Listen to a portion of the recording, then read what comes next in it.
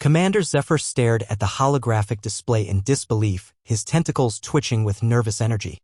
The message had appeared across every communication channel in the Andromeda sector simultaneously, written in that peculiar script that belonged to the small blue planet in the outer rim.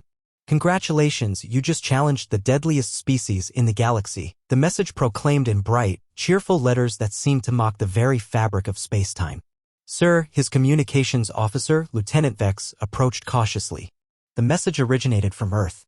They've declared war on the entire Galactic Council. Zephyr's three eyes blinked in sequence. Humans? Those hairless primates who had only achieved faster-than-light travel 50 years ago? The same species that still fought amongst themselves over resources on their tiny world? "This has to be some kind of mistake," Zephyr muttered, his voice translator crackling with static. "Run a full analysis. Check for viral infections, quantum anomalies, anything that could explain this madness."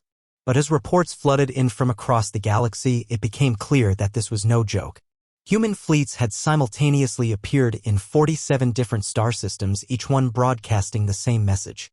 They had struck military installations, trade routes, and diplomatic stations with surgical precision. The Galactic Council convened an emergency session. Representatives from 1,000 worlds gathered in the crystal chambers of Nexus Prime, their various forms of communication creating a cacophony of sounds, lights, and pheromones. "The humans have made a grave error," declared High Counselor Thrain, his rocky exterior glowing with indignation. "They are but infants in the cosmic scale. We have civilizations that predate their species by millions of years." Admiral Crix of the Vorthan Empire stepped forward, his mechanical limbs whirring. "My scouts report something unusual. The humans aren't using conventional weapons. They're employing tactics we've never encountered before." The holographic display shifted, showing footage from the battle at Kepler Station. Human ships, sleek and impossibly fast, danced between the massive Vorthan dreadnoughts like insects around giants. But these insects had stings. They deployed weapons that seemed to bend reality itself, creating localized gravity wells that crushed enemy vessels or temporal distortions that aged armor to dust in seconds. "How is this possible?" whispered Counselor Yith, her crystalline form refracting light in patterns of confusion. "Our intelligence suggested they were barely capable of interstellar travel." Dr. Elena Vasquez stood in the command center of the U.S. Defiance, humanity's flagship, watching the chaos unfold across the galactic networks. Around her, the bridge crew worked with calm efficiency, monitoring the progress of Operation Revelation. "Ma'am," reported her tactical officer, "all Phase 1 objectives have been achieved. The galaxy knows we exist now." Elena nodded, her weathered face showing no emotion. "Excellent. Begin Phase 2. It's time they learned why we're really here." The truth was, humanity had never intended to challenge the galaxy.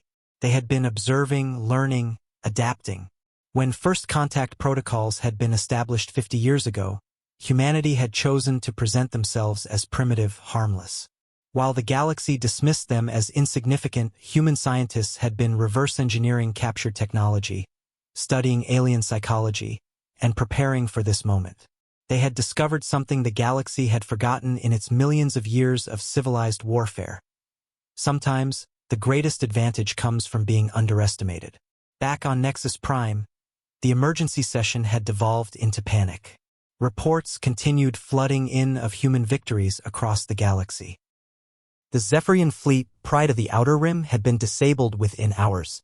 The Crystalline Collective's automated defenses had been turned against themselves through some form of advanced hacking. "We need to negotiate," urged Counselor Thrain, his earlier bravado replaced by desperate pragmatism. "Whatever they want, we can discuss terms." But Elena Vasquez had already anticipated this response.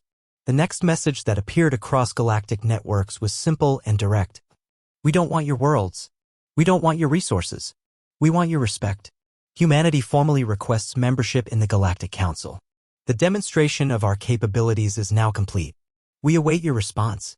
Commander Zephyr slumped in his command chair, finally understanding the brilliant audacity of the human strategy. They hadn't declared war to conquer. They had declared war to prove they belonged. And in doing so, they had revealed themselves as perhaps the most dangerous species the galaxy had ever encountered, not because of their weapons, but because of their minds.